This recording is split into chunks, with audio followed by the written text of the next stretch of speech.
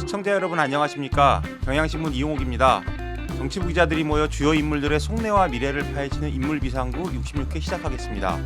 오늘 함께할 든든한 두 분을 소개하겠습니다. 허남솔 기자, 이유진 기자 나오셨습니다. 안녕하세요. 네, 안녕하세요. 안녕하십니까. 오늘은 단추를 채웠어요. 아, 네. 뭐라 그래가지고 감사합니다. 세우니까 좀 답답하긴 하네요. 오늘 제가 다 줬네요.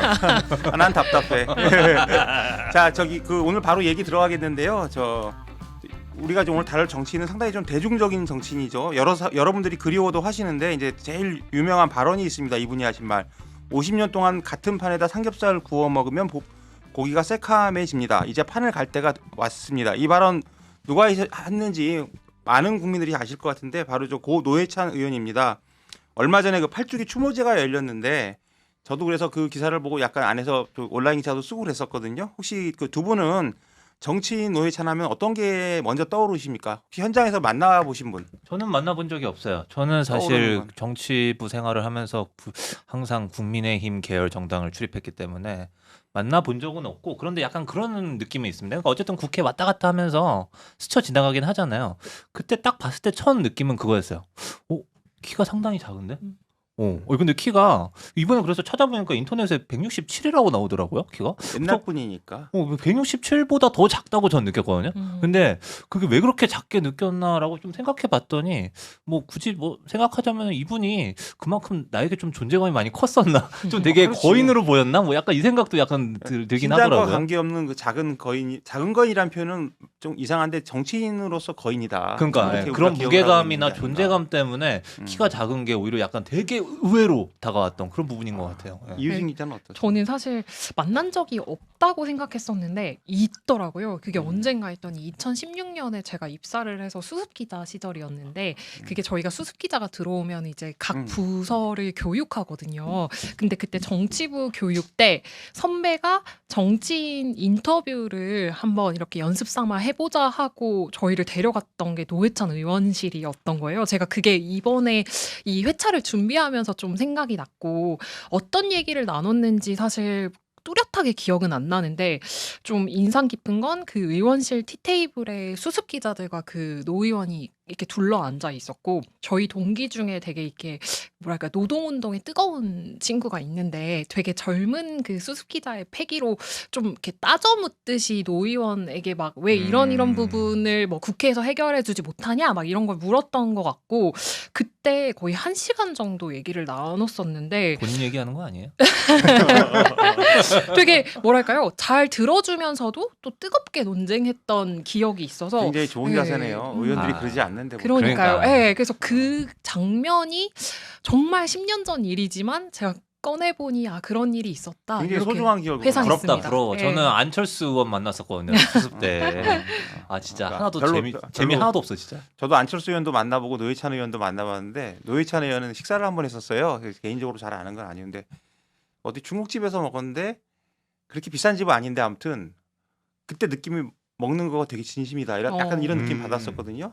근데 나중에 이제 제가 얘기하겠지만 나중에 책도 나오더라고요. 노회찬 의원과 음식에 대해서. 나중에 뒤에 말씀드리겠습니다. 그리고 허남설 기자가 이제 안철수 의원 얘기하니까 저 한 김에 한마디만 저도 하면, 저는 안철수 의원은 사실 개인적으로 몰랐는데 정치부장 할 때 한번 저녁에 뵌 적이 있어요. 근데 굉장히 인상이 안 좋았는데 의외로 앞에서 만나니까 정치인으로서 인상이 안 좋았는데 앞에서 만나보니 눈이 너무 맑은 거야. 그래서 내가 깜짝 놀랐거든요. 그리고 의외로 되게 영화 너무 좋아해. 그래서 둘이 앉아가 영화 얘기만 했던 기억이 나는데. 안철수 의원은 무슨 영화를 좋아한대요? 덩케르크 얘기하더라고 그날은. 난 지금도 진짜 매니아해. 그래서 이 양반은 진짜구나 그랬는데 왜 카메라 앞에 가고 정치인만 되면 저럴까 약간 그런 생각인데, 요즘도 좀 약간 행보가 의아하죠. 영화를 너무 많이 보셨나? 아니 그게 아니라 그냥 정치인으로서 어울리지 않는 이 약간 격길로 샜습니다. 이제 바로 들어갈게요.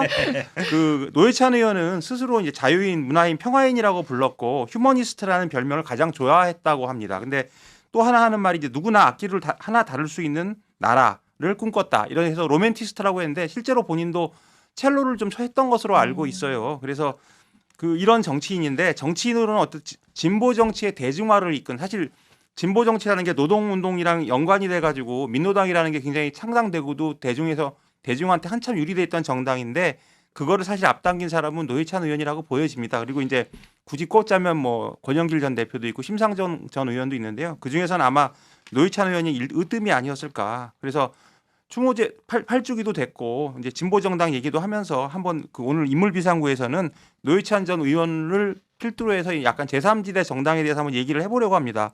우선 자 노회찬 의원이 어떤 분인지 한번 살펴보겠습니다. 노회찬 의원의 뭐 저 정치인으로서의 그 면모들은 워낙 대중적인 정치인에서 많이 알려졌으니까 그 정치인으로서 본격 나서기 전에 그 모습을 좀 자세히 설명드리려고 하고 일단 보면은 1956년에 부산에서 태어났습니다. 부산 중학교까지 졸업을 했고 근데 이제 중학교까지 이제 뭔가 학교 생활을 좀 얘기를 보면은 육상을 굉장히 잘했다.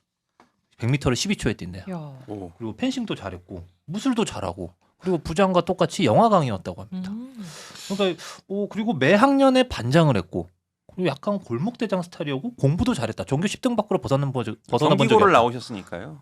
그 경기고는 나중에 들어갔는데 이분이 참 되게 매력적인 사람이구나. 그러니까 뭐 아까 첼로 얘기도 했잖아요. 그래서 이분이 참 뭐 예술적으로나 문화적으로나 좀 수혜를 많이 받았고 저는 그런 생각 다양한 들었어요. 다재다능하다. 그러니까 허남설 기자 얘기하는 거 예전에 저도 이제 이력을 보면서 이분 되게 좀 잘 사는 집에서 곱게 자랐나 이런 그러니까 생각이 첼로를 들었어요. 하려면 좀 잘 살아야 되는 거 아니에요? 그렇죠. 근데 저는 본인은 뭐 그런 아니라고 부분이 수레를 있으니까. 하더라고요. 그래서 요즘 보면은 이제 아까 뭐 경기고 말씀하셨는데 경기고를 간 게 사실 부산고 입시를 떨어지면서 간 거예요. 그러니까 서울로 올라와서 고입 재수를 이제 외삼촌 집에 얹혀서 합니다.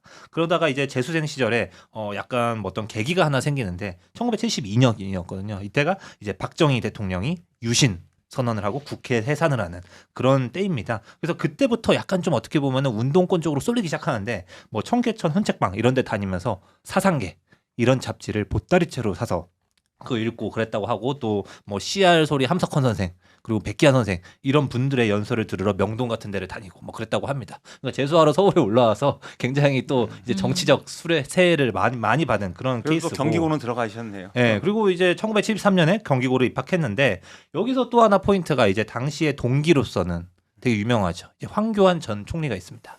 이분과는 나중에 계속 악연이 반복되게 돼 있잖아요. 그리고 또 민주당 전 원내대표를 지낸 이종걸 전 국회의원 이분이 계시고 뭐 이제 그리고 고교 시절부터 이제 본격적으로 경기고에 들어갔는데 민주화 운동에 가담을 해서 첫 활동이 유신 독재에 반대하는 유인물 귀 있는 자는 들으라. 라는 제목의 유인물을 1200장을 제작해서 뿌리는 것으로 시작했다고 합니다. 그리고 1979년 고려대 정외과에 입학했는데 이게 보면은 1973년에 고등학교로 들어갔으니까 6년 뒤에 대학에 입학한 거거든요. 그러니까 그 사이에 좀 많은 일들이 있는 거예요. 뭐 군대도 갔다 오고 그런 이력은 몰랐어요. 네, 군대 갔다 온 다음에 여러 번 또 재도전을 해서 고려대에 입학을 했고요. 그리고 그때부터 이제 본격 학생 운동에 전념하면서 약간 사회주의 사상 쪽으로 좀 경도가 되기 시작합니다. 그러면서 이제 노동 현장에 들어가기 위해 뭐 직업 학교에서 용접 기술을 배운다든지 이런 시절을 거치면서 나중에 인민노련 사건으로 이적단체로 규정이 되면서 수감 생활을 좀 하기도 했고요. 그리고 1987년 60 항쟁 다음부터는 대선에서 백기환 후보를 도우는 것으로 본격 진보 정당의 길을 걷기 시작합니다. 그러면서 나중에는 이제 혁명과 변혁의 노선을 버리고 이제 개량 노선으로 전향을 해서 뭐 사회 민주주의 이런 걸 지향하면서 뭐 국민승리 20일, 민주노동당 또 그리고 나중에는 진보신당, 통합진보당, 정의당 이렇게 정당 활동을 하면서 국회의원은 생활을 2004년에 비례대표로 처음 당선이 됐고 2012년에 서울 노원병에서 당선이 된 다음에 2016년에는 경남 창원 성산에서 당선이 되는 것으로 3선 국회의원을 했습니다. 그러니까 굉장히 대단한 그 어떤 진보정당 정치인으로 굉장한 대중성이에요. 그걸 저희 지역구에서 재선을 했으니까. 그러니까요. 그래서 이제 2018년 7월 23일 그때 이제 불운하게 이제 생을 마감하는 그렇게 해서 세상을 떠났습니다. 저는 이게 노회찬 의원 하면 생각나는 게 이제 사실은 노회찬 의원이라기보다 민주노동당 의원들 전부인데요. 이게 국회에 처음 들어올 때 민노당이 처음에 10석이 들어왔는데 지역구가 2석, 비례가 8석이었을 겁니다. 근데 여기서 재밌는 게 의원들이 지금 진보정당이 처음 입성하는데 그냥 아예 10석을 시작하고 입성을 한 거예요. 그래서 당시에 좀 노회찬 의원이 아마 그 배지 안 달고 의원 배지 안 달고 들어왔던 것으로 기억을 하고 뭐 했는데 그때 그 장면들이 굉장히 좀 지금도 인상에 남거든요. 제가 이 일화 관련해서 찾아보니까 이제 노회찬 의원이 2006년도에 국립국어원에 직접 이 일과 관련된 걸 기고한 글이 있더라고요. 그래서 말과 글은 생물이다라는 제목의 글이었고 이제 그 내용을 좀 잠시 소개해드리면 2004년 5월 30일 국회 등원 첫날 국회 본회의장 앞에서 기다리던 기자들이 몰려와서 물었다. 왜 국회의원 배지를 달지 않았냐는 것이다. 전혀 예상치 못한 질문이었지만 마치 오랫동안 기다려온 질문인 양 답했다. 한글로 바뀔 때까지 국회의원 배지를 달지 않겠다고요. 막 이렇게 말을 했고요. 이제 이렇게 설명을 했고 이 행보가 되게 화제가 됐어요. 그래서 이런 사실을 접한 한글 단체에서 이제 노 의원에게 한글로 국자가 들어간 배지를 100여 개 만들어서 또 보냈다고 하고 노 의원은 이걸 다른 의원들에게 또 나눠줬다고 해요. 그래서 이제 그 이후에 국회의원 배지를 한글로 바꾸자는 뭐 국회 규칙 개정안도 제출이 됐고 결국 이제 완전히 공식적으로 한글로 국회의원 배지가 바뀐 거는 2014년. 그러니까 배지 없이 그 증원을 했던 지 한 10년 지난 후에야 바뀌었다고 노회찬 합니다. 의원 때문에 이게 바뀐 거네 결과적으로. 그렇죠. 네네. 네. 그리고 사실 첨언하면 그 기고문에서 노 의원은 원래도 완장문화의 경계심이 높고 금 배지에 대한 거부감이 컸다. 그런데 한글 배지는 내가 기꺼이 달아보고자 하는 마음이 있었다라는 설명을 해서 좀 권위 의식에 대한 반감도 있었던 것 같습니다. 권위의식 얘기를 하니까 아까 제가 민노당 의원들 등원할 때 얘기를 했잖아요. 근데 이제 민노당 당사가 이 국회 길 건너 쪽에 있었거든요. 그래서 이제 의원이 10명인데 의원들이 당사에서 국회까지 걸어서 들어와요. 그래서 제가 2021년도에 논설위원 할 때 권영길 전 대표하고 인터뷰를 한 적이 있는데 그때 그 말씀을 하시더라고요.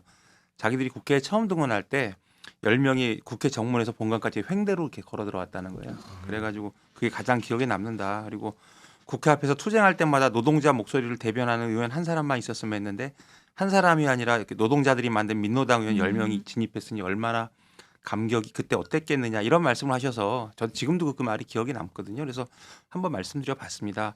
그 노회찬 의원은 의정 활동도 굉장히 좀 성실하게 하시고 여러 가지로 쟁점화도 잘 하셨는데 특히 기억에 남는 건 이제 본인한테는 이제 결국 의원직이 날아가게 되는 이 사건도 되지만 삼성 엑스파일 사건 관련 당시 그 이제 인물 명단을 막 공개하고 초강수를 뒀는데 그때 파장이 어마어마했었죠. 그렇죠. 이 삼성 엑스파일 사건 이제 뭐 많은 분들이 기억을 하실 텐데 사실 이때 이제 좀 약간 비밀스러운 파일들은 다 엑스파일 뭐 이런 이름을 붙였다는 뭐 연예인 엑스파일 뭐 이런 것들도 있었고. 근데 삼성 엑스파일은 뭐냐면은 이게 하나의 녹취록입니다. 녹취록이고 녹취가 된 시점은 1997년 9월 9일. 1997년이에요. 근데 이게 공개가 된 거는 2005년인데 이 1997년에 이학수 당시 삼성그룹 회장 비서실장과 그리고 지난 시간에 우리가 홍정도를 인물 비상구에서 다루지 않았습니까? 홍정도의 아버지 홍석현 당시 중앙일보 사장 이 두 사람이 나눈 대화가 녹음이 된 건데 녹음은 누가 했냐? 안기부가 했습니다. 안기부가 그때만 해도 이 민주화 이후인데 이제 민간 인사들이 이렇게 도청을 하고 다녔다는 거죠. 그때 그 이름이 아마 미림TV인가 그랬을 거예요. 네, 보도가 맞습니다. 나와서 난리가 났었어. 네. 이거를 지금 이제 뭐 많은 분들이 알고 있죠. MBC의 이상호 기자가 입수해서 보도를 했는데 이 내용이 뭐냐? 최고위급의 검찰 간부들이 명절 때마다 삼성으로부터 당시 돈으로 500에서 1000만 원씩 금품을 떡값 면목으로 받았다라는 겁니다. 그러면서 이제 검사 실명의 그 녹취록이 등장을 하는데 MBC가 당시에 내부 경로 끝에 이 실명은 보도를 못해요. 보도를 못하니까 이상호 기자가 너무 화가 난 거죠. 근데 마침 노회찬 의원이 전화가 옵니다. 전화가 와서 이상호 기자가 노회찬 의원에게 이 명단을 건네요. 그러면서 노회찬 의원이 국회로 가서 이 7명의 명단을 폭로를 하는데 이 7명 명단이 이게 간단한 사람들이 아닙니다. 녹취 당시의 검사들 직책이 법무부 차관, 서울지검장, 서울고검 차장 뭐 이렇게 고위급들이었고 그리고 녹취 이후에 이 사람들이 뭐 법무부 장관만 2명을 했고요. 그리고 뭐 차관, 대검 중수부장, 검찰국장, 나중에 김앤장 변호사, 뭐 한나라당 공천심사위원장, 뭐 아주 쭉쭉쭉 승진 가도를 거는 사람이 많습니다. 그런데 이게 사건 수사를 이제 개시를 했는데 사건 수사가 떡값에 당연히 뇌물에 집중이 돼야 되는데 뇌물이 아니라 불법 도청 그 자체만 집중이 된 거예요. 그런데 프레임을 전환한 거지 일부러. 그렇죠. 그 다음에 수사 결과가 뭐냐? 이학수, 홍석현은 무혐의입니다. 이건희 회장은 조사도 안 했어요. 그러면서 결국 이 당시에 그 도청 책임자들만 이제 기소를 했는데 당시에 수사 책임자가 누구다? 황교안 서울중앙지검 2차장이다. 라는 겁니다. 그래서 2년 뒤에는 오히려 검사들이 어떤 짓을 하냐면은 노회찬 의원을 이 명단을 공개했다는 이유로 명예훼손, 통신비밀보호법 위반으로 기소를 하고 이것이 나중에 노회찬 의원이 의원직을 재선 의원 때 1년 만에 상실하는 그런 일로 이어집니다. 참 그게 저도 기억에 남는데 그 사건 때 뭐 명단을 깐 것도 있지만 최근에 이제 본 뉴스 중에 이런 것도 있었어요. 그 이상호 기자가 유튜브를 하시잖아요. 근데 자기가 그 엑스파일 얘기를 하면서 이걸 자기가 진지게 받고 있었는데 회사에서 보도하니 많이 경론이 있었다. 그래서 일부러 조선일보에 힘을 빌어서 저도 지금도 기억나는데 국정원에 무슨 도청팀 미리미팀이라는 게 있었다. 이건 조선일보 보도였어요. 근데 그 뉘앙스를 들어보니 그쪽에서 먼저 이제 던져주고 보도를 안 할 수 없게끔 해서 자기가 이제 명단 이런 게 있다고 더 이제 디테일하게 가고 결과적으로 그걸 못하게 하니까 이제 아마 노회찬 의원한테까지 간 게 아닌가. 그래서 사회적 파장이 어마어마한 사건이었습니다. 노 전 의원 같은 경우는 이것 때문에 이제 의원직을 일찌감치 상실을 해서 좀 어려움을 겪긴 했지만 또 그것 때문에 더 기억이 남는 것 같기도 해요. 그렇죠. 근데 네. 너무나 억울하게 왜냐면은 이미 초선 의원 때 그 사건이 불거졌는데 나중에 재선을 하고 나서 의원직을 상실하게 돼요. 대법원이 확정을 하는 바람에. 근데 당시가 이제 보면은 박근혜 정부로 들어설 때거든요. 그래서 이게 상당히 당시에 그런 맥락에서 조금 많이 사람들이 불만을 많이 품었던 판결입니다.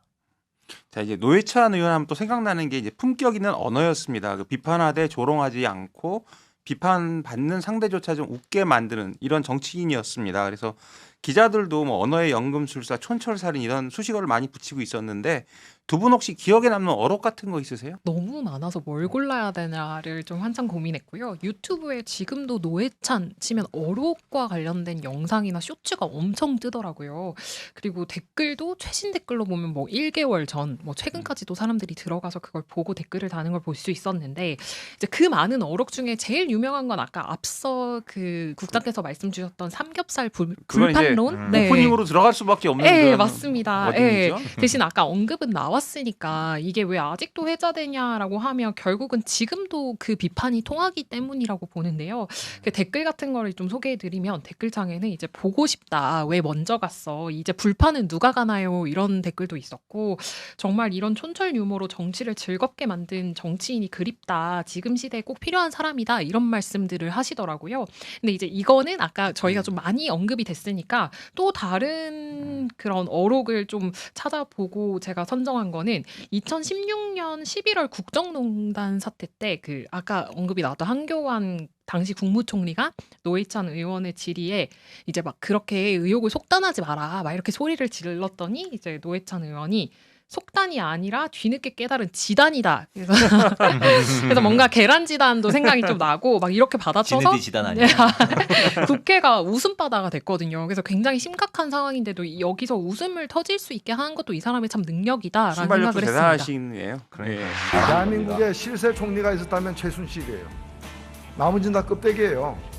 잘 알고 계시잖아요. 그렇게 속단할 일 아닙니다. 그리고 국정 그렇게 돌아가지 않습니다. 속단이 아니라 뒤늦게 저도 깨달았어요. 지단이에요. 저는 정말 뭐 말 한마디 내뱉을 때마다 다 명언이라서 맞아요. 저는 이번에 좀 찾아보다 보니까 요새 그 참교육 뭐 이거 드라마 이거 유행이잖아요. 그러니까 약간 학교가 유행이라 그런지 이게 되게 눈에 띄던데 이제 국회의원들이 본분을 다하지 못한다라는 걸 학교에 빗대서 얘기한 거예요. 뭐라고 얘기했냐면 학교에서 학생들이 이 정도로 학생의 본분을 다하지 못하면 유기정학 내지는 무기정학이다. 우리나라 국회의원들은 우리 국민들이 보기엔 유기정학 내지 무기정학감인 거다라고 이렇게 얘기하는 게 이게 정말 속 시원하고 좋더라고요. 참교육시켜야 된다. 그러니까 참교육 해야죠, 진짜. 그 불판 얘기에서 저도 하나 들리면은 제가 아까 이제 음식 얘기 잠깐 드렸잖아요. 노회찬 의원이 굉장히 그 식도락가라고 해요. 그래서 예전에 노회찬의 그 책도 나왔었습니다. 노회찬의 그 제목이 음식천국 노회찬이라는 책이었는데 제가 그때 이 책 나왔을 때 논설위원실에 있어서 이걸 가지고 이제 저희 코너 중에 여적이라고 있잖아요. 그걸 쓰려고 노 전 의원 그 보좌관을 제일 오래 하신 박규님 지금도 계시는지 모르겠는데 전 보좌관님하고 통화를 해서 길게 취재했던 내용인데요. 일단 노회찬 의원이 삼겹살을 그렇게 좋아하시고 그래서 뭐 고기 좋아하시는 분들 알겠지만 잘 굽는 사람들은 자기가 굽려고 하잖아요. 못 구면 뺏어. 나도 많이 뺏겨봤거든. 사실 잘 못 구워서. 근데 보좌진이 고기를 못 구면 내가 할게 하고 직기를 뺏어가지고 어떻게 드시냐면 쌈에 싸서 드시는 게 아니라 삼겹살 위에 마늘, 된장, 근데 이거 올린 다음에 구운 신김치에 싸서 먹었대요. 그리고 이제 약간 뭐 평양냉면을 굉장히 좋아해서 을밀대를 이제 90년대 초에 매일노동뉴스 창간할 때부터 드나들었다. 이런 얘기도 하고 또 이제 약간 요즘 흑백 요리사 나오시는 분들 보면 기겁을 할 텐데 약간 기본 조리법에서 벗어나는 거 되게 안 좋아했대요. 그러니까 막 흑백 요리사 보면 막 기상천외한 거 많이 하잖아. 근데 이분 그런 거 안 좋아해서 한 번은 이런 적이 있었대요. 어디 식당에 갔는데 된장찌개에 돼지고기가 들어 있었대. 사실 된장찌개는 보통 차돌 된장찌개 많이 하잖아요. 그래서 된장찌개 고기가 돼지고기가 들어가니까 얼굴 표정이 싹 바뀌면서 다시는 그 집에 안 갔다. 굉장한 음식까지. 너무 깐깐하신데요. 그리고 음식을 되게 진지하게 대해서 저녁에 약속 있으면 점심부터 굶었다. 그리고 제일 재밌는 얘기가 이거였어. 정치적 결단을 하거나 뭐 중요한 일이 있으면 혹시 마포에 있는 현례장이라고 중국집 가보셨어요? 중국집. 거기 거기 맛있잖아. 윤희 짜장 맛있잖아요. 스타 짜장 하는데 네. 노회찬 의원이 정치적 결단하면 가는 곳이 그것이었대. 불교 방송 밑에. 네, 불교방송 밑에 현례장 가봤어요, 이진 기자? 저는 안 가봤습니다. 그 되게 진짜 맛집인데. 가성비 맛집이에요. 나중에 저희 한번 같이 네. 가시죠. 뭐 인물 비상금 회식 한번 하시죠. 한번 그럴까요? 근데 거기 이렇게 좋아했다고 합니다. 그래서 이제 음. 노회찬 의원 그래서 그 책도 음식 천국 노회찬 이렇게 나왔는데 먹는 거가 까다로우신 분이 글도 까다롭게 잘 쓰신다. 뭐 이거 그렇게 좀 하면 너무 억진가? 자신감을 가지세요. 근데 지금 우리가 이렇게 말을 많이 하는데 그만큼 이제 좀 사람들이 그리워하는 음. 정치인이잖아요. 그래서 왜 말만 현란하게 잘하는 정치인은 많습니다, 사실. 근데 이분이 지금까지도 울림을 주는 거는 그 말에 진정성이 있었기 때문이다. 그래서 돌아가신 지 8년이 지난 지금까지도 사람들이 이제 이유진 기자 얘기했듯이 지금도 안타까워하고 그리워하는 게 아닐까. 그래서 이런 상상을 좀 해봤어요. 만약에 지금 노회찬 의원이 지금 여의도를 보면 무슨 생각을 할까. 이런 한번 상상을 해볼 수 있을 것 같은데 한번 상상 좀 해볼까요? 뭐라고 할 것 같아요? 글쎄요. 근데 일단 그에 앞서서 지금 여의도 정치 상황을 뭐라고 생각하느냐에 대해서 좀 얘기를 해봐야 될 것 같은데 그러면 일단 지금 여의도 상황을 봤을 때는 약간 그렇거든요. 너무 쌀벌해요. 그러니까 노회찬 의원처럼 뭔가 유머와 말로 좀 풀어주는 그런 것들을 여유를 좀 지닌 사람들이 보이지 않는 듯한 그런 느낌들이 좀 있고 그래서 이게 사실 그 이후에 노회찬 의원이 2018년도에 이제 사망을 했잖아요. 근데 그 이후에 이제 사건들을 좀 되짚어 보면은 노회찬 의원이 이 사건을 모르고 이제 세상을 떠나신 건데 이제 조국 사태가 있었습니다. 조국 사태가 있으면서 사실 이제 2017년도에 이제 박근혜 탄핵하고 뭐 촛불 혁명이 일어나면서 그 진보적 에너지가 굉장히 들끓었는데 그 에너지가 저는 조국 사태로 다 소실됐다고 보거든요. 나 100% 동의해요. 네, 그러니까 이제 네. 진보 정당 입장에서는 굉장히 난감한 상황이 왔던 것이고 그 당시부터 이제 진보 정당도 실제로 헤매기 시작하죠. 이제 그런 것들에 대해서 노회찬 의원님은 과연 어떻게 대응했을까라는 것이 일단 첫 번째 궁금했고 두 번째로는 이제 윤석열 체제로 대변되는 검사들이 정치 전면에 완전히 플레이어로 등장하지 않습니까? 그리고 완전 검사하고 이제 노회찬 의원은 굉장한 악연이 있었는데 이렇게 플레이어로 등장하면서 뭐 이재명 대통령 같은 경우에는 거의 뭐 탈탈 털다 싶은 그런 수사들을 하고 이런 흐름 속에서 노회찬 의원이라면 좀 어떤 말과 언어로 이걸 대응했을까라는 그런 상상은 좀 해보게 그 되더라고요. 말하니까 지금 생각나는데 그 윤석열이 불법 계엄할 때 수거 대상 1호 딱 이렇게 될 것 같아. 저는 뭐 낭만과 품격이 지금 사라졌잖아요, 사실. 근데 그 노회찬 의원이 보여줬던 어떤 정치는 낭만과 품격이 있었다고 생각하거든요.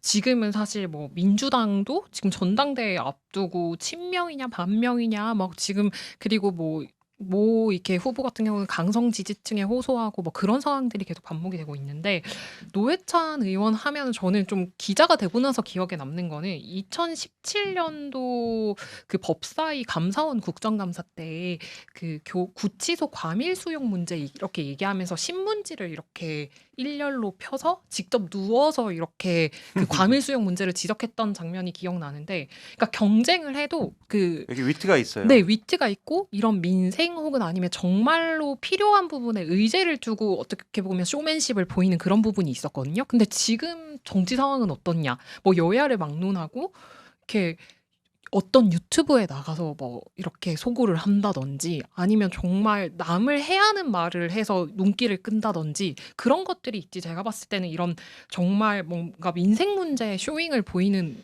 사람들은 없는 것 같거든요. 거기다가 품격도 마찬가지고요. 그래서 만약에 이제 저희가 뭐 속단할 순 없지만 노회찬 의원이 좀 생존에 계신다면 뭔가 국민 삶에서 떨어져서 진영 논리에 매몰된 모습을 가장 좀 신랄하게 비판하지 않을까 그런 생각이 듭니다. 아주 좋은 지적이에요. 지금 그 말씀을 하시니까 이제 노회찬 의원이 좀 신기한 이력이 원회에 계실 때 그 팟캐스트를 했는데 노유진의 정치 카페라는 걸 했대요. 그래서 그때 함께했던 분이 지금 유시민 전 의원하고 진중권 교수인데 두 분 다 많이 좀 변동이 되셨죠. 그래서 만약에 왜 변질이라고 말하고 싶은 거 아니에요?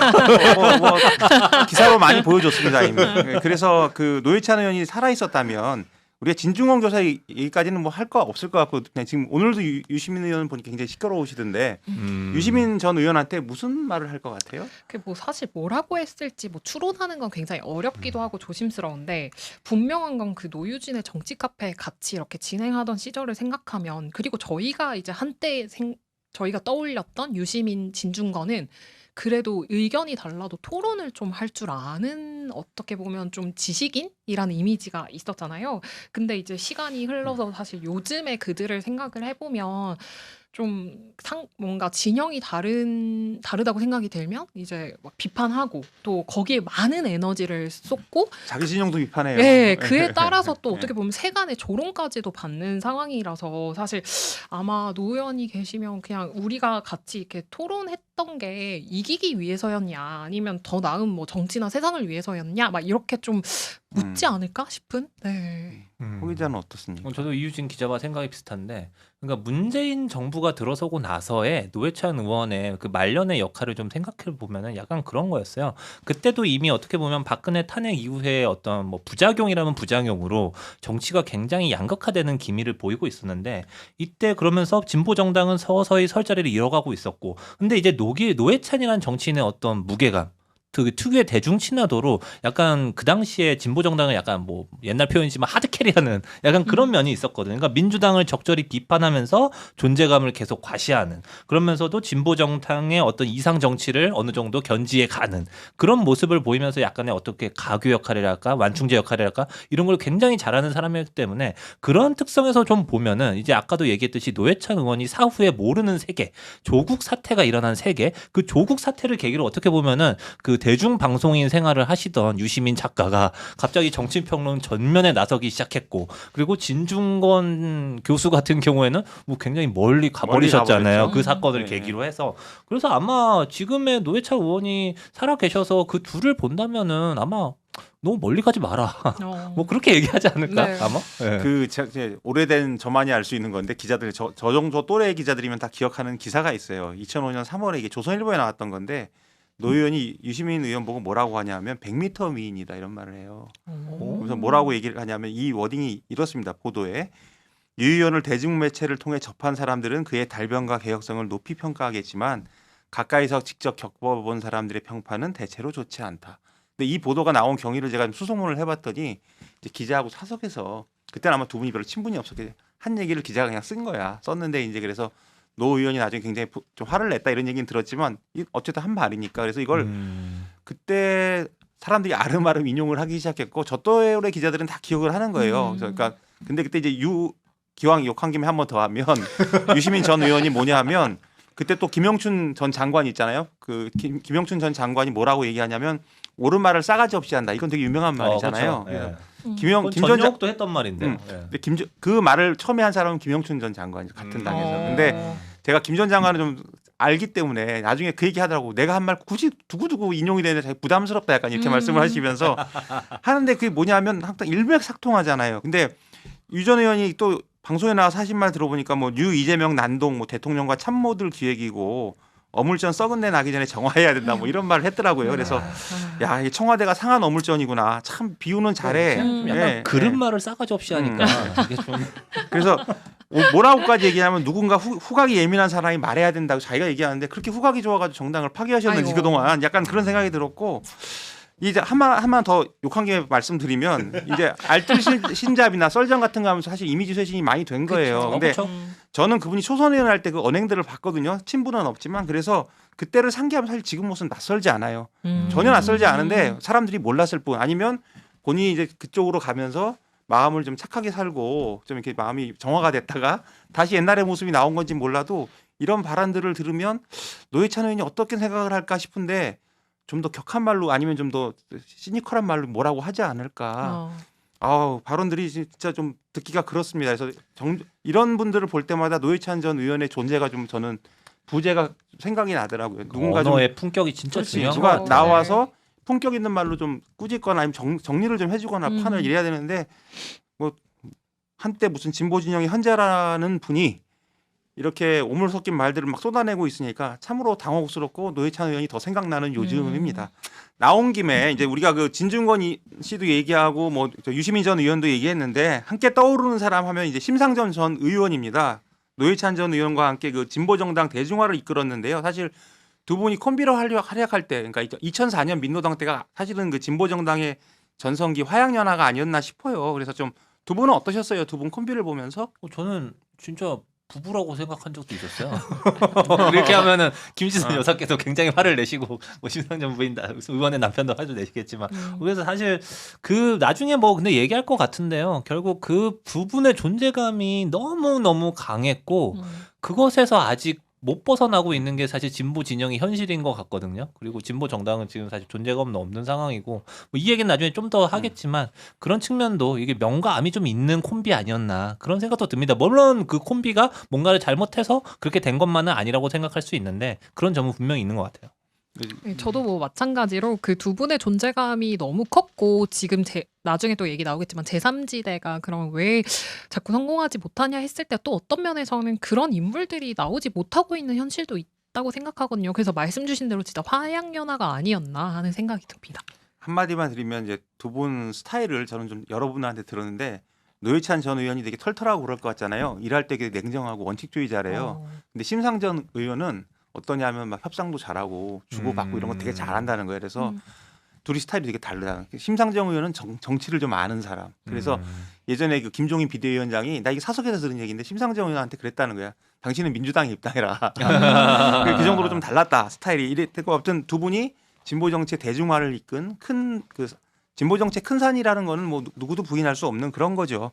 또 이제 노회찬 의원하면 상징성으로 빼놓을 수 없는 게 6411 버스가 있죠. 그래서 이번 8주기 때도 8주기 추모제가 열리는 곳이 원래 이제 그 마석 모란공원에서 열리려고 했는데 비가 내리면서 노회찬의 집에서 열리게 됐고 그 노회찬의 집 3층이 6411홀인데 6411홀은 그 2012년 7월에 노 전 의원이 그 진보정의당 공동대표 수락 연설에서 언급했던 6411을 다 시내버스 6411을 가리키는 겁니다. 그래서 이 수락 연설 워낙 유명한 명문인데요. 당 대표가 되면은 대표 선출 때 최고위원은 꽃다발 하나 주는데 당 대표는 3개씩 주는 이런 불평등과 예산 낭비를 근절하겠습니다. 6411번 버스라고 있습니다.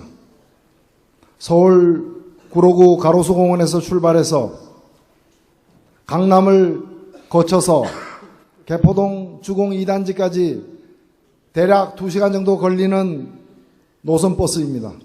시간이 좀 흘러서 아침 출근 시간이 되고 낮에도 이 버스를 이용하는 사람이 있고 퇴근길에도 이 버스를 이용하는 사람이 있지만 그 누구도 새벽 4시와 새벽 4시 5분에 출발하는 6411번 버스가 출발 전부터 거의 만석이 되어서 강남의 여러 정류장에서 아주머니들을 50대 60대 아주머니들을 다 내려준 후에 종점으로 향하는지를 아는 사람은 없습니다.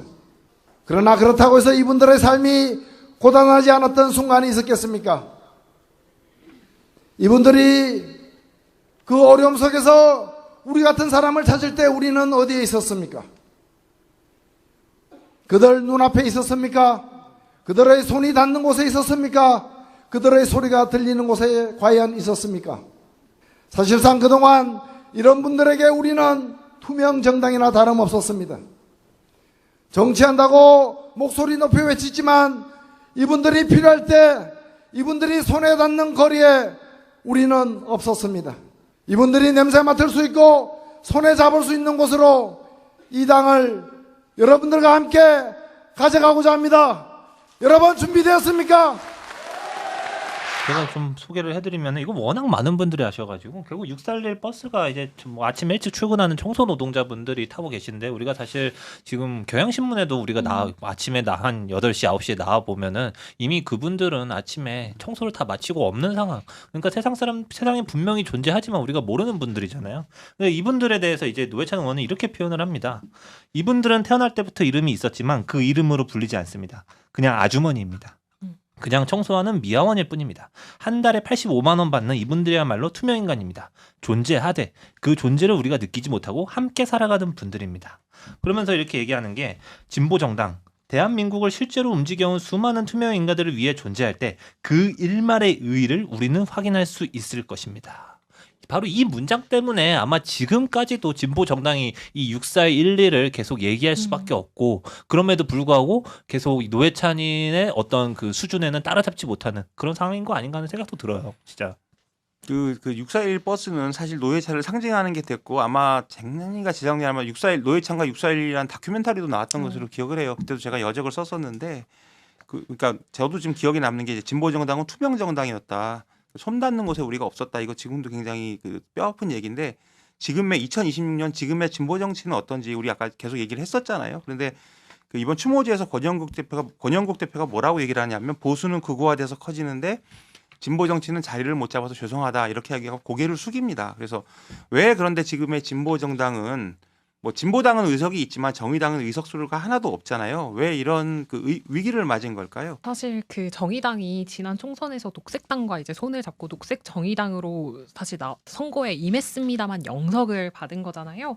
뭐 여러 가지 이유가 있겠지만 저는 한 3가지 정도 꼽고 싶어요. 그래서 첫 번째는 아까 앞서 말씀 주셨지만 그 노회찬 이후를 준비하지 못했다는 점. 어떻게 보면 노회찬 심상정이라는 그 거물들이 있었지만 차세대의 어떤 정치인을 좀 성장하고 키우는데 실패한 것이 아닌가 하는 좀 생각이 들고요. 그래서 이들이 이제 또 당을 떠나면서 좀 구심점이 약해졌다 이렇게 볼 수 있고 그 다음에 의제 문제가 좀 있을 것 같아요. 노후, 기후, 성평등 뭐 이런 건 여전히 되게 중요한 가치인데 이게 어떻게 보면 뭐 고물가, 경기 침체 이런 속에서 유권자들이 그게 좀 내 삶을 바꿔줄 의제로 생각하지 못했고 근데 그렇게 됐을 때는 어떻게 보면 그 노회찬 의원의 쇼맨십이랄지 이런 거를 통해서 좀 내 삶의 문제이구나를 각인시켜야 되는데 그러니까 적극 의제화하고 맞습니다. 대중적으로 네네네. 좀 각인을 시키는. 그런데 그런 점에서 좀 실패한 것이 아닌가 싶고요. 또 마지막 부분은 좀 이게 뭐 그냥 당 안팎에서 나오는 얘기지만 결국은 2022년 대선에서 뭐 심상정 후보가 끝까지 완주한 데에 대한 되게 민주진영 내에 엄청난 비판 여론이 있었잖아요. 그래서 막 이게 뭐 결국은 전략적 실패다. 그리고 윤석열이라는 어떤 그 대통령을 탄생시킨 원흉이다 하는 그 비판과 낙인이 작용을 하면서 악영향을 미친 것 같습니다. 정정하면 윤석열이라는 괴물?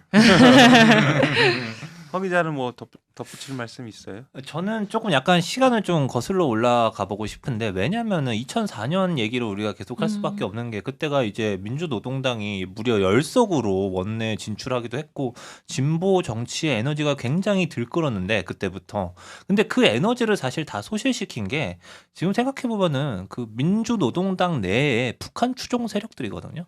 그러니까 걸핏하면 북한 추종 세력들이 사고를 치면서 검찰, 공안 당국에 빌미를 준 측면들이 있어요. 그래서 진보신당으로 분류가 됐죠. 예, 물론 그렇다고 해서 뭐 간첩 사건이라든지 뭐 국가보안법으로 뭐 이적단체 규정이라든지 아니면은 뭐 이석기의 뭐 아로 사건이라든지 뭐 이런 것들에는 일면 검찰이 굉장히 과도하게 어떤 뭐 수사를 하고 뭐 그런 것들도 분명히 존재하긴 하지만 분명히 그 북한 추종 세력들의 발목을 잡히면서 초기의 에너지를 다 날려버렸다. 이런 측면들의 시간을 거슬러 가면 있는데 그럼 이제 그 다음 문제는 우리 이희준 기자가 얘기했던 것처럼 나중에는 이 북한 추종 세력하고 절연을 하고 나서는 이제 인물의 문제가 본격적으로 제기가 되는데 근데 그러면은 이제 뭐 정의당이 또 이제 좀 약간 진보 정당이 새로운 계기를 맞았던 게 박근혜 탄핵 이후에 또 에너지가 또 분출했단 말입니다.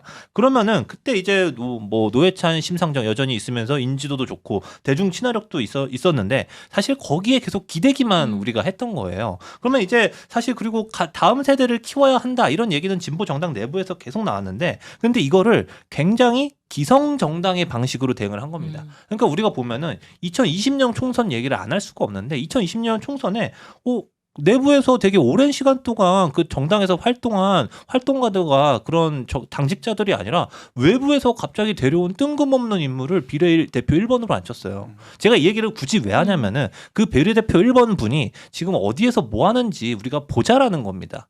보면은 우리가 그 당시에 선택이 얼마나 잘못됐나. 그리고 나중에 그 선택이 결국 정의당을 망가뜨리는 지경까지 이르게 한 원인이 되거든요. 저는 그렇게 나중에 보고 그 있습니다. 이준석하고도 좀 결합을 했었죠. 네, 그런 식으로 약간 어떻게 보면 분탕질에 가까운 일들이 있었기 때문에 그리고 당시에 그런 선택 때문에 진보 정당 내부에서 오랫동안 활동해온 당직자들과 활동가들이 너무나 허탈해하고 당의 정남이가 떨어진다 이런 얘기를 할 정도였어요. 그래서 그때 그것 때문에 심상정 의원도 같이 욕먹고 그랬던 것으로 기억을 그러니까 근데 그런 식으로 인물을 제대로 키워놓지 않다 보니까 2022년에 심상정 의원이 대선에 출마한 거 가지고 내내 말이 많거든요. 이게 결국에는 또 올드보이를 대선에 얼굴로 내세웠다. 근데 그럴 수밖에 없는 겁니다. 인물을 못 키웠으니까.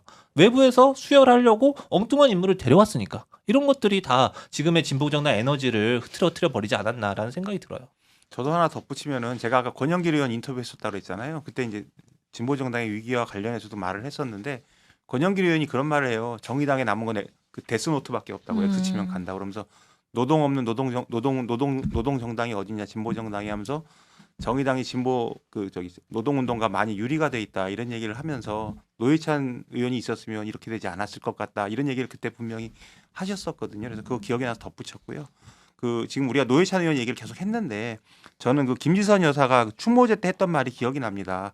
이제는 노회찬의 그늘에서 벗어나 다들 오늘 같은 날에는 안부를 묻고 서로를 챙겨주는 따뜻한 날이 되면 좋겠다.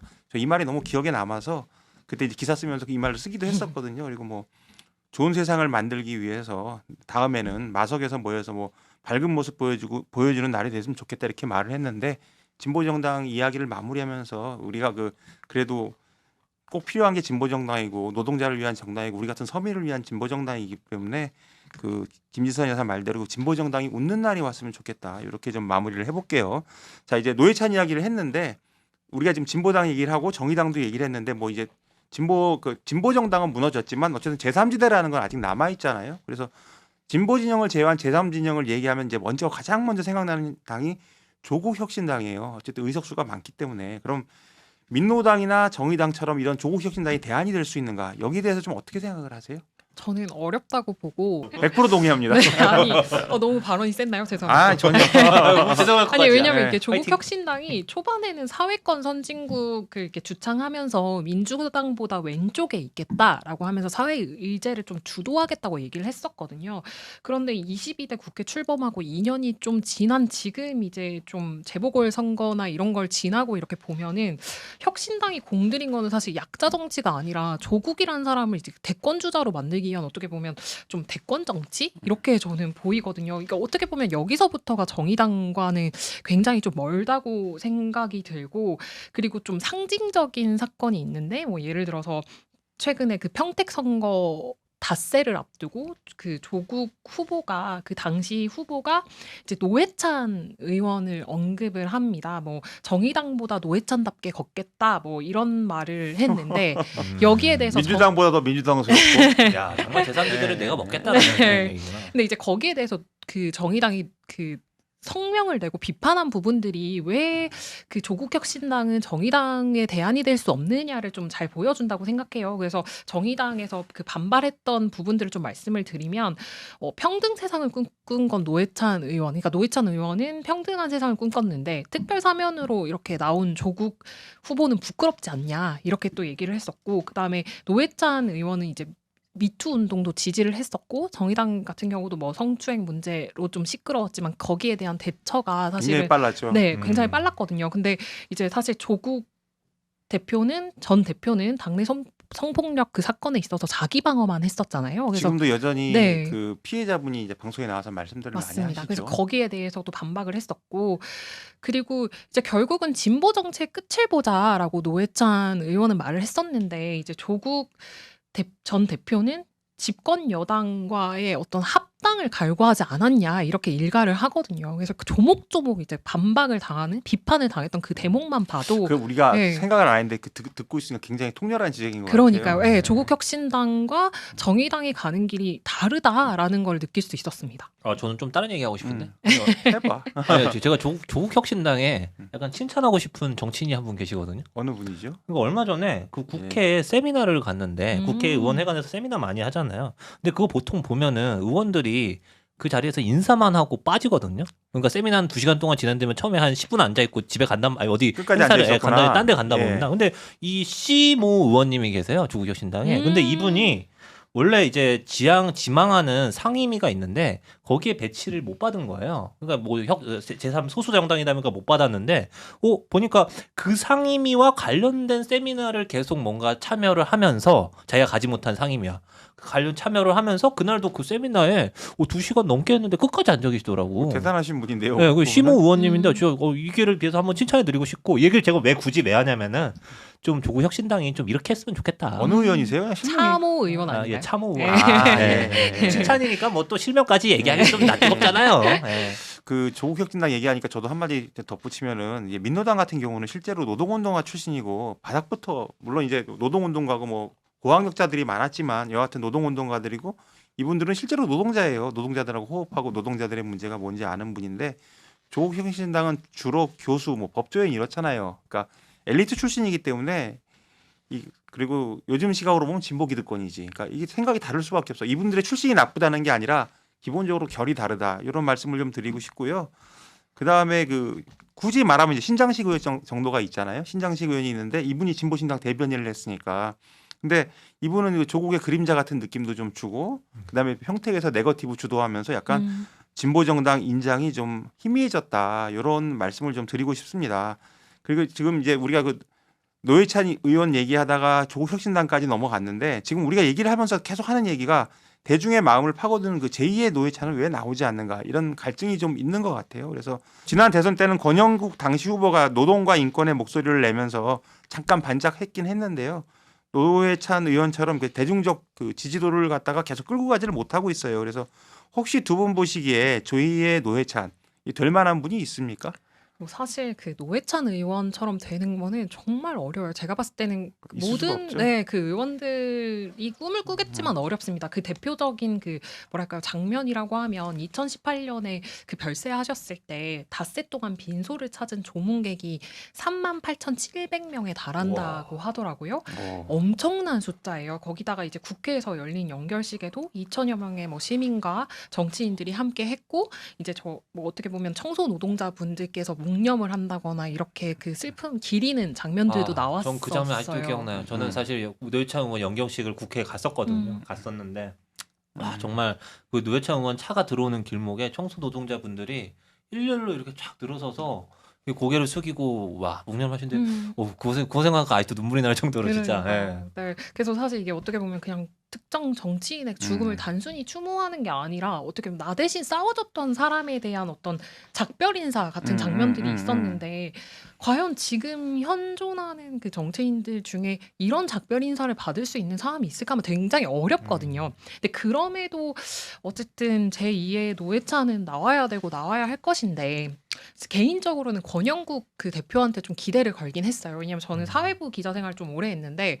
사회부 기자들 사이에서는 그 권영국 대표가 진짜 유명하거든요. 거리의 변호사로 아주 해서 유명하신 분이죠. 네, 그 무슨 이렇게 노동 무슨 사안이 있는 그런 기자회견이나 아니면 뭐 경찰과의 충돌 상황 뭐 이런데 집회 현장에 갈 때마다 현장에 계시고 맨 앞장서서 몸을 던져서 좀 약자를 편에서 좀 싸우는 분이라서 이분이 이제 정치를 하신다고 했을 때 기대를 많이 걸었습니다. 근데 이게 정말 어려운 게 뭐였냐면 결국은 대중성인 것 같더라고요. 그러니까 어떻게 보면 공적 마인드나 뭐 실천하는 정치인으로서의 어떤 그 자질은 좀 보여줬지만 그 해학적 유머나 그 사람의 마음을 이렇게 홀리는 그런 매력이 이거 아무래도 좀 그 노회찬 의원만큼 하기가 어렵구나 싶더라고요. 그래서 이런 걸 보면은 결국은 언론도 부단히 좀 이렇게 그런 소위 말해서 싹이 보이는 정치인이 있을 때 좀 많이 조명을 해줘야 될 것 같고 지금은 좀 찾아 나서야 되는 단계가 언론이 아닌가. 찾는 것도 좀 언론의 일이기도 한 것 같아요. 그쵸. 좋은 정치인을 찾기가 어렵기 때문에. 네. 헌남설 기자는 뭐 생각나는 정치인 있으세요? 저는 뭐 제2의 노회찬은 진짜 유진 기자 말대로 되게 어렵죠. 되게 어렵고. 근데 저는 뭐 그런 생각은 좀 해봅니다. 이제 노회찬이랑 걸출한 인물, 노회찬이 굉장히 걸출한 정치인이었다라는 거는 누구나 인정할 수밖에 없는데, 근데 반면에 노회찬이 아니라 노회찬의 세대는 역시 그 세대는 판가리 대상이다. 동의. 라는 그런 점에서 네. 저는 약간 그런 생각이 드는 게 요새 저는 그 뭐 당은 다르지만 민주당의 김보미 당대표 후보 굉장히 눈여겨보고 있거든요. 그러니까 저는 세대론적인 측면에서 김보미 후보 자체에 주목을 한다라기보다는 그 사람이 가진 메시지. 배경 그리고 거기에 메시지. 주목을 하고 싶은 건데 그러니까 노회찬 의원만 봐도 그래요. 봐봐요. 경기고 출신이에요. 거기다 영남 출신입니다. 그리고 뭐 고려대 나왔어요. 그러니까 이런 배경들을 갖고 있고 이런 출신의 배경을 가진 386들이 그 시대의 정치적, 사회적, 문화적 수혜를 누리면서 지금 메인스트림을 아직도 구성을 하고 있단 말입니다. 지금 물러나라고 여기에 얘기가 나온 지가 거의 한 5, 6년 이상 된 것 후보한테 이제 그렇죠. 그만해라. 근데 그렇죠. 안 그리고 여기에 그만두고 지금 있죠. 김보미 후보가 어떻게 보면은 짱돌을 던지면서 지금 뭐 686, 786까지 할 거냐 이런 얘기를 하고 있는 거잖아요. 그러니까 이제 조금 다른 부류에서 다른 세대에서 정치인이 좀 나와야 된다라는 측면에서 김보미 후보를 얘기하고 있는 거고 이게 뭐 그렇습니다. 어떤 부류냐라고 하면은 이제 뭐 나이가 좀 젊을 수도 있고 아니면은 서울대나 이런 명문대 출신이 아닐 수도 있고 엘리트가 그리고, 아니고. 예, 남성이 아니라 여성일 수 있고 또 경남고나 광주일고 출신이 아닌 그런 사람일 수도 있습니다. 여기서 뭐 정치인들 굉장히 많이 나온 학교들이잖아요. 그러니까 이게 뭐냐면은 영호남 균형이 여전히 중요하지만 지금은 이제 대도시, 소도시, 지방도시 균형 뭐 이런 것들까지 얘기하는 시대고 그런 측면에서 강진군 의회 의회장 출신 김보미 후보 이런 그 어떤 대표성을 저는 주목을 하는 거고 이런 카테고리에서 지금 가장 대표성을 가진 사람이 김보미 후보고 그 사람의 대표하는 그 카테고리가 조금 이제 세상에 좀 정치 전면에 등장했으면 좋겠다 이런 바람을 개인적으로 좀 피력해 봅니다. 저도 그냥 생각을 해봤는데 전 답을 지금도 못 찾겠어요.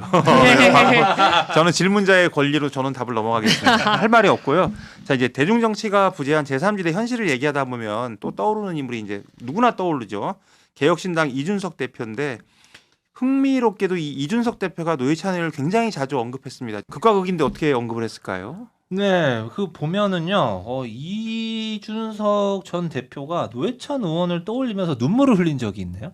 이게 보니까 2023년에 이준석 그 국민의힘 그 이준석 의원이 당시 국민의힘 대표가 이제 거기서 이제 뭐 축출되다시피 했잖아요. 그 다음에 이제 탈당 선언을 하는 장소로 고른 곳이 이제 갈비집이었던 거예요. 이게 상계동에 있는 갈비집인데 그러면서 이게 뭐 그 장소 선정이 되게 이례적이다. 이게 노회찬 의원이 말했던 삼겹살 판을 갈아야 한다. 그것을 의식해서 여기 선택한 것이 아니냐라는 이제 질문을 받으니까 이제 이준석 의원이 뭐 꿈보다 해몽이 참 좋다라고 얘기하면서도 내가 함께 할 수 있는 스펙트럼은 노회찬의 정의당까지 포함한다라고 얘기하면서 뭐 그러면서 뭐 노회찬 대표가 있었던 시절의 정의당과 지금의 정의당은 좀 다르다 뭐 이런 얘기를 하더니 갑자기 이제 손수건을 꺼내면서 이제 손수건 받아서 눈물을 닦으면서 뭐 노회찬을 말하니 눈물이 날 것 같다 이렇게 좀 얘기하는 장면들이 지금도 유튜브에 많이 퍼져 있더라고요. 나는 저기 이준석 의원이 얘기하는 거에 진심을 잘 못 믿겠어요. 사실은 그동안 보여주는 모습을 보면. 근데 사실 저 같은 사람도 그렇고 정치권이나 정치권 주변에 있는 분들이나 약간 냉소하잖아요. 약자와 노동자를 대변했던 노회찬과 갈라치기 전문가 정치 기술자 이준석이 어떻게 같냐 이런 얘기를 많이 하는데 그럼에도 불구하고 이준석이라는 사람이 노회찬을 자주 언급하는 이유는 제3정치에 대한 가능성을 보고 얘기하는 거겠죠? 어떻습니까? 모르겠습니다. 뭐 그렇게 대단한 뭐 의도가 깔려 있는지 모르겠는데 사실 이준석 의원이 그 회고한 노회찬 의원을 보면은 이제 이준석 의원이 굉장히 젊은 시절에 저랑 동갑인데 젊은 시절에 이제 정치권에 들어와서 이제 고민이 많았다. 근데 상계동 그 노회찬 의원을 만나가지고 내가 상계동 출신이다. 뭐 이런 얘기를 했더니 뭐 되게 깜짝 놀라는 표정을 지면서 그 뒤에도 많이 아껴주고 이렇게 많이 뭐 밥도 사주고 뭐 이렇게 했다라는. 그럼 뭐 인간적인 연이 있었으니까 인간적인 연이 있었던 거예요. 뭐 이런 것들은 뭐 충분히 그렇게 볼 수 있겠습니다. 그래서 뭐 이제 뭐 이준석 대표가 이제 그 노회찬 의원을 가끔 언급하는 이런 기록들이 있는데 근데 사실 이제 가급적이면 망자는 언급하지 않는 게 좋죠. 왜냐면은 그 망자는 아무 말을 할 수가 없는 뭐 그런 상황이잖아요. 그래서 어떤 경우에는 되게 비겁한 행위가 될 수 있는데 뭐 다만 이제 눈물까지 흘렸을 때는 어떤 개인적인 인연도 있었을 것이고 그거는 그 나름대로 존중을 받아야 되는데 다만 여기서 우리가 알 수 있는 거는 노회찬 의원의 어떤 인품이다라는 사실. 뭐 말하자면 이준석까지 그렇게 품을 줄 아는 그런 사람이었다라는 그런 측면이 있는 것 같아요. 저는 근데 조금 더 세게 좀 첨언을 드리고 세게 싶은 하세요. 게 저는 약간 그 이준석 대표가 자기 언어가 없는 정치인이라서 그런 것 같거든요. 왜냐하면 저는 이제 의외인데요. 굉장히 현란하잖아요. 아, 근데 언어가 왜냐하면 뚜렷한 정치인이라고 생각하지 않아요? 저는 이준석 그 대표가 써온 언어는 밈에 기반한 거라고 생각하거든요. 그 인터넷 밈이요. 조금 더 그러니까 소위 설명을 해주세요. 말해서 그 이분이 좀 어떻게 보면 기성 정치인과 다르다고 평가받으면서 좀 이렇게 눈에 띄었던 거는 어떻게 보면 인터넷 커뮤니티에서 유행하는 말들 혹은 아니면 그런 그 커뮤니티 이용자들의 그런 마음을 파고드는 어떤 언어 아니면 그 대변자로서의 역할도 좀 했다고 생각을 하거든요. 근데 이게 결국은 자기의 언어, 소화한 자기의 언어가 아니라 이 인터넷을 기반으로 한 어떤 저는 커뮤니티 기반의 어떤 정치를 해왔다고 생각을 해서 이게 현실 정치에 부딪혔을 때는 자기 언어가 필요하고 발화를 해야 되는 건데 그때 이제 손쉽게 좀 노회찬 의원의 얘기를 빌려갔던 게 아닌가 저는 사실 그렇게 보기도 굉장히 했었거든요. 새로운 지적이에요. 사실은 저는 이준석 정치인 이준석을 좋아하지 않지만 참 발언하는 기발하다 이런 생각을 근데 많이 이게 했었는데 기발하다는 것도 사실은 저는 이게 어떻게 보면은 좀 어른들, 그러니까 저도 물론 어른이지만 이게 무슨 표현이냐면 좀 선배 기자분들이 한테는 이준석을 그렇게 보는 보이지. 것과 커뮤니티가 좀 커뮤니티 이용이나 아니면 SNS 이용이 일상화된 저 같은 젊은 기자 입장에서 거기서 잘 봤을 뽑아다 때는 쓴다 뭐 이런 사실 느낌이구나. 새로운 게 별로 없거든요. 아. 근데 제가 느꼈을 때 기성 정치인들이나 아니면 좀 선배 언론인들은 되게 그걸 새롭게 받아들이는 거예요. 이준석 의원이 지금 이유진 기자한테 딱 걸렸네. 지금. 네? 그렇기 때문에 어떻게 보면은 저는 통했던 부분들이 있다고 생각하지만 그럼 저 윤석열을 네. 상대로 벌거벗은 임금님 얘기했었잖아요. 망토 걸친 줄 알고 있다고. 나 그거 보고 너무 기가 그런 비유적 표현도 사실 어. 어떻게 보면은 이미 SNS에서는 언어 유희나 그게 놀이처럼 되고 있는 거기 때문에 물론 그거를 이제 현실 정치에 가져와서 말을 하고 영향력을 보이는 거는 어떻게 보면 새로운 장을 열었고 그리고 대단하다고 이렇게는 생각은 해요. 생각할 수 네. 있을 것 같아요. 정치판에 있는 사람들이 저보다도 고령자들이 많단 말이에요. 그러니까 그 사람들한테 얼마나 새롭게 들리겠어 그렇죠. 그게. 네, 뭐 그럴 순 있지만 제가 봤을 때는 지금까지 그가 해왔던 거는 어느 정도 약간 밈 정치가 아니었나 생각하기 때문에 이제 필요할 때 약간 노 의원을 소환해서 언급했다. 저는 약간 이렇게 봤습니다. 굉장히 새롭고 좀 신박한 지적인 것 같아요. 자, 지금 우리 개혁신당 얘기를 좀 했는데 사실 개혁신당이 노회찬 얘기도 하고 제3지대 정당 가능성 같은 걸 얘기하지만 현실이 되게 안 좋아 보여요. 그래서 저도 이제 좀 온라인 기사도 쓰고 그랬는데 정의안 자작극 사태 이거 좀 내용을 살펴보니까 굉장히 기가 차던데 지금 어떤 상황인지. 이 사건 자체는 좀 많이 알려져 있잖아요. 결국 이제 그 선거 당시에 젊은 X가 정치를 한다 그래라고 하면서 이제 던진 음료에 맞아서 막 이렇게 병원에 실려가고 막 이런 장면들이 노출이 됐었는데 결국 이게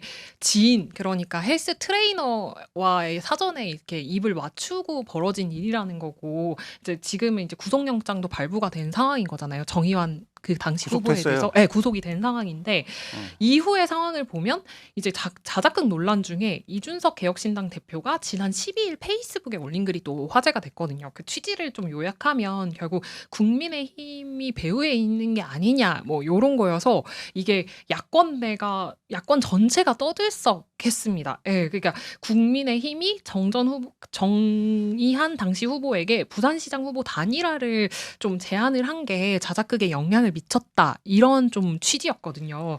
그러니까 이제 국힘은 또 즉각 반발을 했고 계속 이제 어떻게 보면 설전이 벌어지는 상황이었는데 약간 선호가 바뀐 것 같아요. 이준석 의원은. 그래. 자작극대로 하고 그러니까 네네. 되게 나쁜 것 같아요. 그죠. 그러니까 예. 어떻게 보면 좀 호도하는 예. 측면이 있죠. 그래서 어쨌든 개혁신당은 지금 창당 2년 만에 엄청난 위기를 맞게 됐다 이런 상황입니다. 그 뉴스를 보면 이런 것도 있더라고요. 지금 개혁신당에서 부산에 후보를 10명을 출마를 시켰는데 이게 정의한 후보가 포함된 건지 모르겠는데 10명 중에 8명이 정의한 후보의 아버지가 정근 온병원이라는 데 원장으로 네네. 되게 유명한 사람이거든요. 지역정가에서.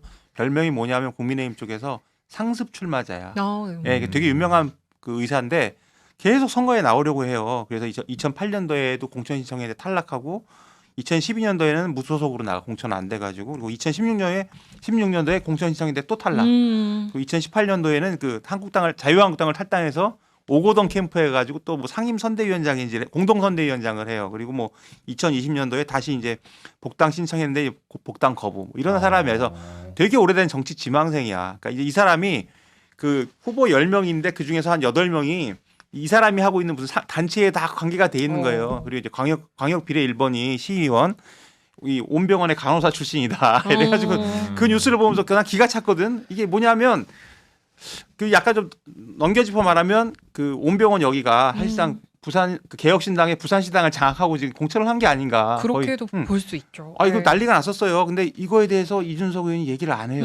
이 정도면은 사실 저는 어떤 느낌이었냐면 이럴 정도 밝혀졌으면 몰랐을 수도 있잖아 실제로. 근데 잘 관리 실패한 거고 이거는 사실 선거를 거의 사유화한 건데 어떤 특정 세력들이 네. 그럼 본인이 최소한 사과하고 대표 큰 정당이었으면 대표 사퇴감이지. 근데 그거에 대해 전혀 말을 안 하고 지금 책임을 돌린다.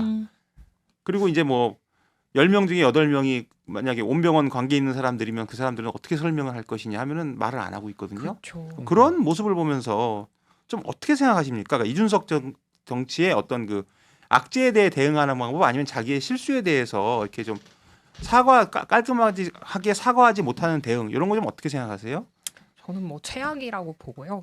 아까도 또 신랄하게 얘기를 해서 좀 조심스럽긴 하지만 그 이준석 대표가 보여왔던 어떤 그 행보에서 좀 도드라질 때는 항상 그러니까 이렇게 화제가 될 때는 역공을 펼칠 때이거든요. 그래서 뭐 논점을 흐려버려 네, 그냥. 역공의 전문가다 이런 표현이 드는데 사실 이 사안은 그렇게 역공을 할 사안이 아닌 거예요. 먼저 그렇죠. 책임지고 사과하고 어차피 공당의 대표인 거잖아요. 그걸 사퇴해야 돼요, 사실. 저는 이 상황에서도 이 사람은 역공을 펴면서 책임을 회피하려고 하는구나라는 생각이 들어서 이 뭐랄까요? 어쨌든 그 이준석 대표 혹은 개혁신당의 일말의 희망이라도 좀 가지고 있었던 청년들마저도 아마 이번 사태를 보면서 굉장히 실망하지 않았을까 하는 그런 판단이 듭니다. 이거 사실 보면은 저는 정치권에서 자작극 진짜 오랜만에 보는 것 같거든요. 그러니까 자작극이라는 게 사실 제가 기억하는 마지막 자작극은 2012년에 새누리당에서 뭐 정모 씨라는 정치인이 있었는데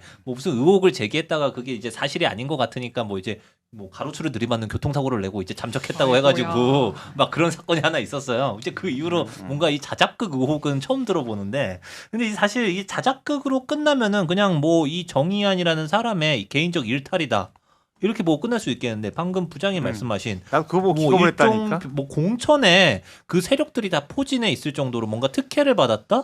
이렇게 되면은 특혜라기보다 이거는 이제 거기 뭐 지원하는 사람이 없었겠죠. 그래도 그런 식으로 관리하면 안 되는 거예요. 그러니까 어쨌든 당의 조직이라는 게 어떤 공조직인데 그런 식으로 특히 선거라는 최대 이벤트에서 그런 식으로 관리가 되면 안 되는 것인데, 그렇다면은 이거는 개혁신당이라면은 더더욱 이 문제에 예민하게 기민하게 대처를 해야 되는 게, 이 개혁신당이 먹고 사는 게 결국 뭡니까? 20대들이 주장하는 어떤 공정 담론 뭐 이런 거잖아요. 그런 측면에서 봤을 때 이건 굉장히 치명적이고, 지금 이거 당원들이 들고 일어나서 이거 지금 문제를 제기하고 수습해야 되는 상황이다라고 이렇게 생각이 듭니다. 그래서 사실 그쪽 당원들은 굉장히 들끓었다는 것으로 알고 있어요. 그래서 저희 사실 이거 보도 어이가 있냐면 중앙경에서 저희 정치 담당하시는 분이 했거든요. 그래서 저도 그 기사 보고 뭐 이런 일이 다 있나 이런 생각을 좀 했었습니다. 근데 그 이준석 대표의 대응을 보고 이분은 저기 정치인으로서 기술자이긴 한데 마음이 없는 사람이구나 이런 생각을 좀 했는데, 마음이 없는 기술자는 정치를 오래 못해요. 근데 이준석 대표 같은 경우는 워낙에 기술은 뛰어나니까 얼마나 더 그러실지 모르겠지만 제 경험치로는 그렇게 막 사람들의 마음을 움직이기는 쉽지 않을 것 같습니다. 그래서 이준석 대표의 대응 이런 것들을 보면 그 개혁신당 역시 좀 제3정당으로서 존재 가치 이런 것도 없고, 이준석 대표도 뭐 제3지대의 리더로서 좀 한계를 드러낸 게 아닌가 이런 생각이 듭니다. 그리고 이제 일각에서는 이준석 대표가 이제 사실상 개혁신당을 독자적 정당으로 키우는 거는 이제 사실상 생각을 안 하고 자기 몸값을 높여서 뭐 국민의힘으로 들어가려 한다 이런 얘기를 하는데, 요 가능성은 좀 어떻게 보세요?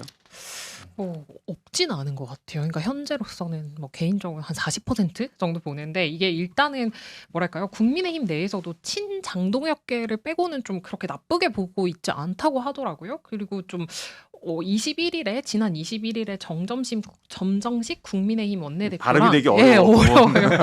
이준석 개혁신당 대표가 좀 회동을 하면서 뭐 이렇게 야권 공통 현안에 대해서 좀 전선을 만들고 공조의 물꼬를 좀 트는 모습들도 보여줬었고, 근데 당장은 합당은 어렵다 이렇게 말을 했거든요. 양당에서 특히 이제 2028년 총선 전에는 합당이 불가능하다 뭐 이런 식으로 얘기를 했는데, 그럼에도 이렇게 좀 그 얘기를 들어보면, 정치권의 얘기를 들어보면 특히 개혁신당 입장에서는 좀 입지가 계속 줄어들고 있는 상황이라서 이 합당 문제 외면 못할 거다 이런 얘기가 있더라고요. 그래서 가능성이 아주 없진 않고 절반에 조금 못 미치는 상황이 아닌가 이렇게 생각해 봅니다. 이게 뭐 지금 국민의 입장에서 보면은 지금 한동훈 대표도 지금 못 들어오고 한동훈 있죠. 의원도 못 들어오고 있는 그런 상황이잖아요. 그러니까 이준석 의원 같은 경우에 지금 한동훈 의원은 선거에서 방금 막 승리해가지고 뭐 그런 승수 효과랄까요? 그런 것들도 좀 있고 지금 약간 후광이 있는 상황이라서 그럼에도 불구하고 지금 국민의힘에선 주저하는데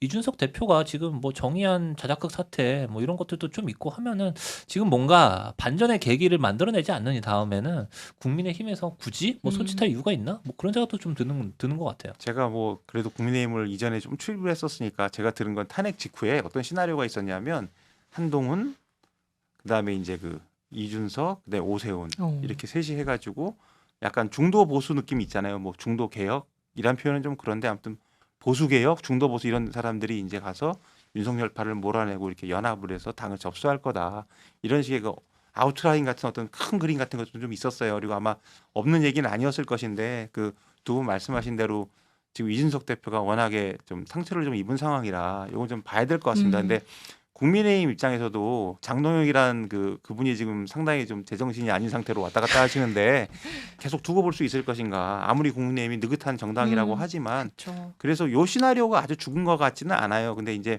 어떻게 대응하고 이렇게 하는 거 보면서 이제 적어도 이준석 대표의 이번 대응을 보면서는 사람들이 좀 실망을 하지 않을까. 정치인이 저렇게 해도 되나 뭐 이런 생각을 좀 할 것 같아요.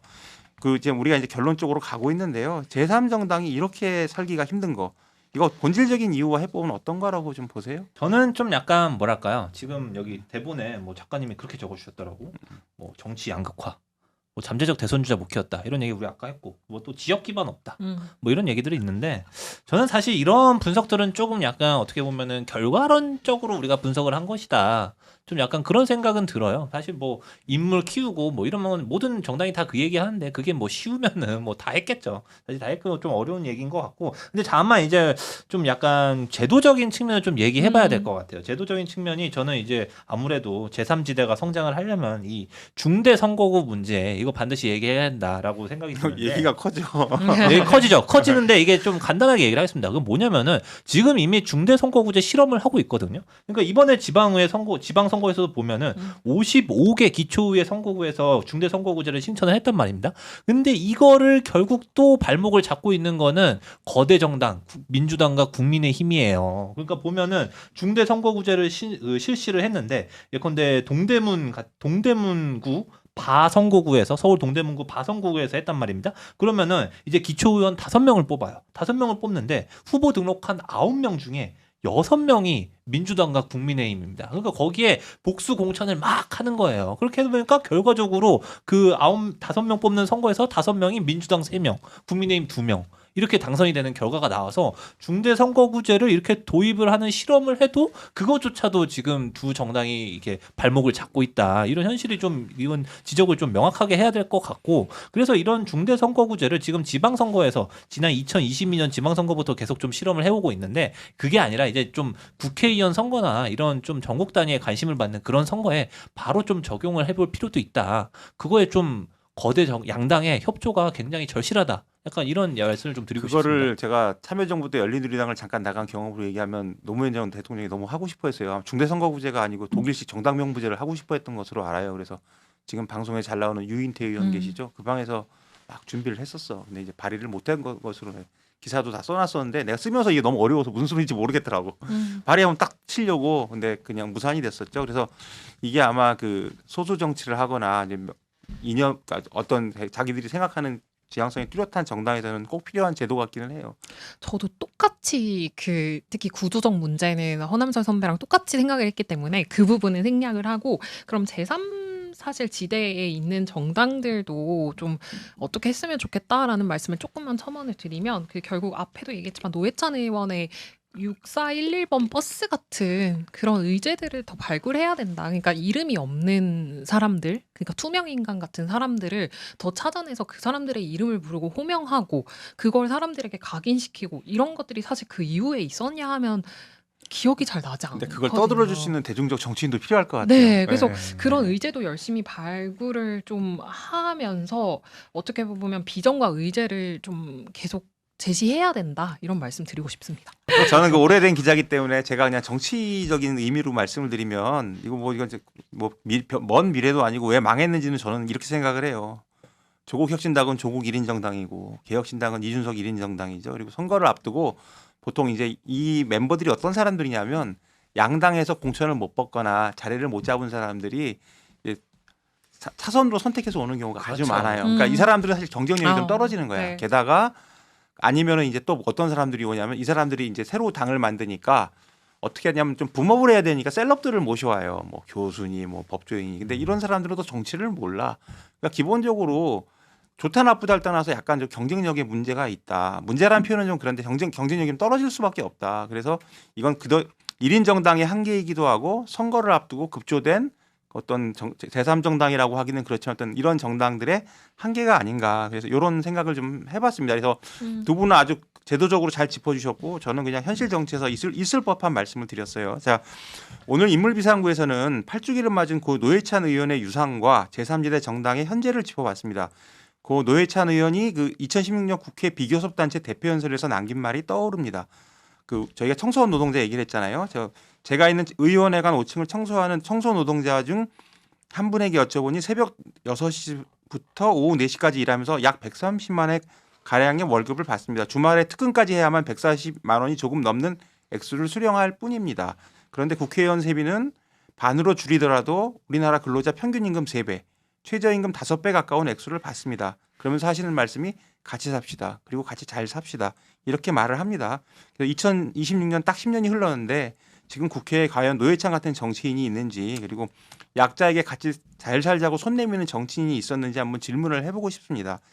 자, 인물비상구의 시그니처죠. 오늘 한 줄 논평으로 오늘 시간 마무리해 볼게요. 저는 사실 오늘 우리 노회찬 의원 8주기 이제 맞아서 노회찬 의원에 대해서 좀 얘기를 해봤는데 저는 진짜 노회찬 의원이 사망하던 그 날은 진짜 어떻게 그 소식을 접했는지 딱 국회 옆에 흡연실이 있거든요. 그때는 제가 담배를 필 때였는데 그 흡연실에 있다가 그거를 이제 뭐 메신저로 좀 받아서 보고 이게 진짜야? 이거 가짜 뉴스 아니야? 뭐 그렇게 생각을 했을 정도로 너무 비현실적이었고 뭐 굳이 제가 일을 나가지 않는 날이었는데도 국회에 출근을 하지 않는 날이었는데도 이제 연결식이 열려서 이제 가서 보고 이제 뭐 청소노동자 분들이 아까 말씀드렸듯이 이제 그 노회찬 의원 가시는 길을 배웅하는 그런 모습들이 아직도 너무 생생하게 남아 있는데 뭐 그 정도로 저는 굉장히 노회찬 의원을 그리워하는 사람이고 많은 분들이 그렇습니다. 그래서 오늘 한 주 논평 정리하면은 어떻게 보면 좀 반전이 있는데요. 노회찬 의원은 그립다. 하지만 노회찬 의원의 세대는 판가리 대상이다. 뭐 정리하겠습니다. 뼈를 때리는 발언이었습니다. 저 딱 한마디만 하면 그 지금 반응들 얘기하시는데 갑자기 생각난 건데 그 지금 유튜버로 유명한 그 김지윤 교수님이라고 계시잖아요. 그분 방송하다 말고 우시더라고요. 그래서 그 영상이 지금도 떠다녀요. 그 눈물을 감추고. 자, 이유진 기자는 네. 말씀해 주시면. 뭐 요즘 뭐 2030 여성들 뭐 민주당에서도 뭐 이렇게 방치하면 안 된다 뭐 이런 얘기 나오는데 이렇게 어떻게 보면 저도 그 구성원으로서 지금 노회찬 의원이 되게 그립기도 하거든요. 그래서 이번에 회차를 준비하면서 저도 많이 울컥하기도 했고 좀 많이 슬펐습니다. 그래서 근데 어쨌든 한 줄 논평은 이번에는 어쨌든 땡땡땡은 땡땡땡이다에 맞춰보려고 굉장히 노력을 했고 노회찬은 한국 정치가 잃어버린 선택지다. 약간 이런 말씀을 드리고 싶은데 결국은 거대 양당에 속하지 않으면서도 좀 원칙 정책으로 좀 승부를 했던 정치인이었잖아요. 그리고 이게 가능하다. 제3지대의 어떤 희망을 또 보여주기도 했었는데 결국 그런 인물이 떠나면서 지금의 한국 정치는 그런 인물을 그리고 그런 선택지를 키워내지 또 못하고 있는 현실인 거잖아요. 그래서 이런 현실을 약간 노회찬은 한국 정치가 잃어버린 선택지다라는 문구로 정리해봤습니다. 굉장히 그 분위기 숙연하게 하면서 아련하게 만드는 그 우리가 요거로 점철하다가 이제 마지막은 또 아련하게 끝나는 그러니까요. 그런 방송을 하게 됐습니다. 이진 기자가 우리 먹이는 것 같은데. 자, 이제 마칠 시간이 됐는데요. 정치부 기자들의 본격 정치인 사담의 인물비상구는 일요일 오후 4시에 다시 돌아오겠습니다. 지금까지 허남설 기자, 이유진 기자와 함께했습니다. 오늘도 함께해 주신 여러분 감사합니다. 감사합니다. 감사합니다.